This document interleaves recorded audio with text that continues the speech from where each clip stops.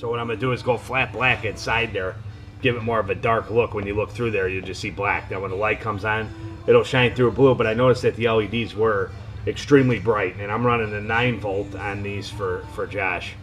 I'm going to run a series, probably a couple 9-volts. I'm not sure. We're going to have like 16 LEDs on this thing. And I'm not sure how I'm going to split the power source. The other thing I did was I redid the rack. You saw it with the diamond plate and stuff. And I repainted it with this rough looking iron finish, which I think looks way, way better. A lot of times I'll try things, I'll look at it for a little bit, I think it looks pretty cool, and then after a little while I assess it and I decide I want to change my mind again. And it happens to me all the time. It happens, you know, and part of being kind of a perfectionist is that's the type of thing that happens. You're never really satisfied. You always want to change something, make it a little better or whatever. So, and this is not my area of expertise or professionalism by any means. I mean, stuff I do at work, I come up with a lot of things and I have great ideas and stuff and come up with things, but this is not my area of expertise. This is the first time I've ever spliced a body like this together and lengthened it and done this kind of body finish. Usually I just do the shiny, you know, stripes or solid colors or whatever. And I've been building model kits for years, but this is something new for me. So it's a learning process, and it's a ton of fun. I've enjoyed building this tremendously. So it's a lot of fun, and I'm extremely excited. And you know, for those of you who might not know what the hype is, why I'm building this for Josh, is because the guy inspired me when he sent me an RC that I had commented on and said, wow, that's a cool RC. And he sent me the 136 scale Raminator. And then we were talking about his lights, the laser lights. And then a little while later, he sends me the 2RC Productions emblem light. And I'm just completely blown away because this guy is just doing this out of the goodness of his heart because he's a cool dude and he wants to do something cool for someone. So that's how this started. I wanted to do something for him. I was going to give him something or whatever. I heard him talking about a van, and I said, that's something that I can do for him. And since then, I have gotten so into this build. I mean, I easily could have put it together and slapped a coat of paint on it and sent it out to him. But I want this to be really special. I want this to be something that he's going to have in his collection. He's going to be proud to show and use it for years to come and really enjoy it. So anyway, let me show you the other thing. What I did here is I filled all the body holes in on this thing. There was holes all along the body section here for the side pipes and that, and I filled them all in. And I left these 3 holes. And the reason that I left those 3 holes on the side is because I am putting LEDs in there too. Blue, like his channel color. So he's going to get the blue in the back, and then he's going to, I drilled these out already to accept the LED. Let me pan the camera here so you can see that. All right, see the LED? The problem is the LED sticks out way too far, and I don't want it to stick out that far. So I'm looking, I'm like, oh, I could go buy the holders for it. You know, I got to buy the holder. I got to buy the roof rack anyway, so or the light bar. So I'm sitting there and I'm looking, what can I use? What can I use? So I start going through my stuff, and I find the old Tamiya bushings. You know, the ones you take out and you throw them out and you put ball bearings in your kit. Well, here they are. I got a whole pile of them sitting there, right? And on a hunch, I just go, 5mm. Let me see here. Boom. Boop. Right in the light. Look at that. It fits absolutely perfect in there. Then what happens is when you put it in the side of the truck, it has the exact amount of reveal that I want. Just barely the bulbs sticking through the body a little bit. So I'm going to glue those in there. And I'm going to put the LEDs all down the side. I'm going to have the light bar in the front on the roof. I'm going to have headlights, marker lights. Yeah, marker lights and tail lights in this bad boy, and the lights on the side. So I believe it was a total of 16 is where I think I'm putting the marker lights, yeah. Total of 16 lights.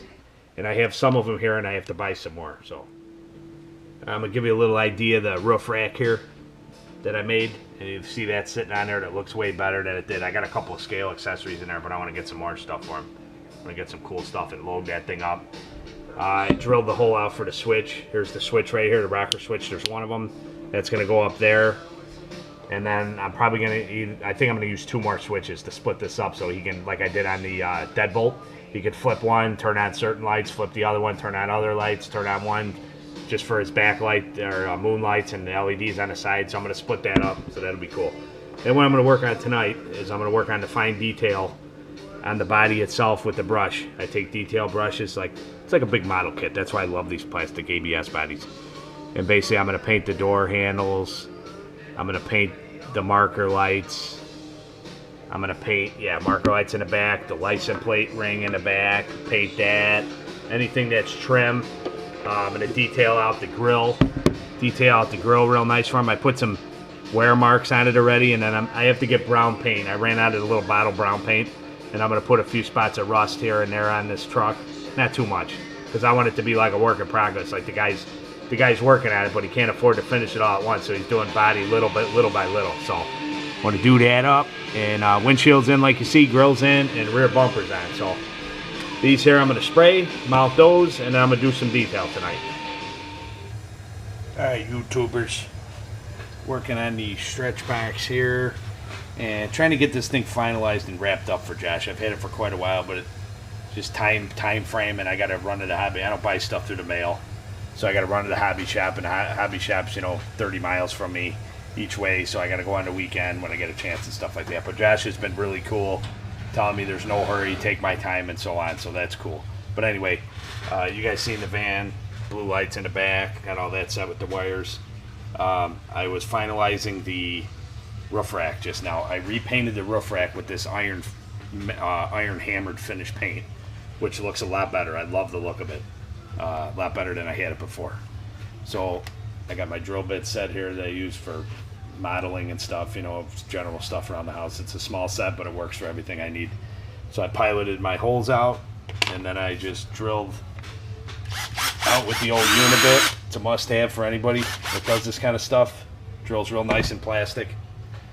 And I ran the other 2 switches in there, so now I have a total of 3 switches in here. I'm going to have 3 separate switches, say zones, for his lights, because he's going to have 16 on here. So I wanted to split it up and split the power source so he's not burning out a 9-volt every half hour.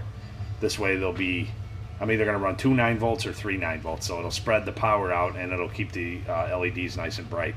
And then what I did was I showed you some of these accessories that I had made, and I put these in here now. They're in place and they're stuck, and that's where they're going. And I left space up here, I left space in the middle, left space up in the front here if he wants to do something, or if he wants to rip this stuff out and do different stuff. That's up to Josh when he gets it. But I thought this stuff looked good, and I left some space for if he wants to get whatever he wants to get, shovels or whatever, or those little ammo boxes like Tony at CCXRC had. So this way it's not completely loaded, he can do what he wants. So, and then the next thing and last phase of the build is I went and picked this up, the Proline light bar, the Performance Off-Road Crawler Desert light bar kit. And it comes with a 5 and a 4. Well, obviously the 5 is humongous. It's like for a short course truck or something, desert truck, whatever. We are going to go with the 4, and these buckets are just awesome looking with these lenses. It's going to look sweet. So this is going to get mounted right up in front. Little lunchbox there on the roof, and then the roof rack's going to go on there. I'll show you the roof rack. I got these drilled strategically so they fit right through the top where the holes, natural holes were for the roof vents. So now they're protruding through the body, and I didn't have to cut the body up. And then when I run my wiring, there's already an opening there, so that works out good. And then we're going to get on to building this thing and mounting this. And then I got to run the rest of my LEDs like I'm showing you. I'm going to have LEDs on the side all the way down, 2 headlights, 2 taillights, 4 up on top for the light bar. So we have a total of 16 lights. It's going to be pretty awesome. And once I finish the lighting and getting everything soldered together and cleaned up real nice and done, then I'll be shipping this bad boy out to him. So until the next installment.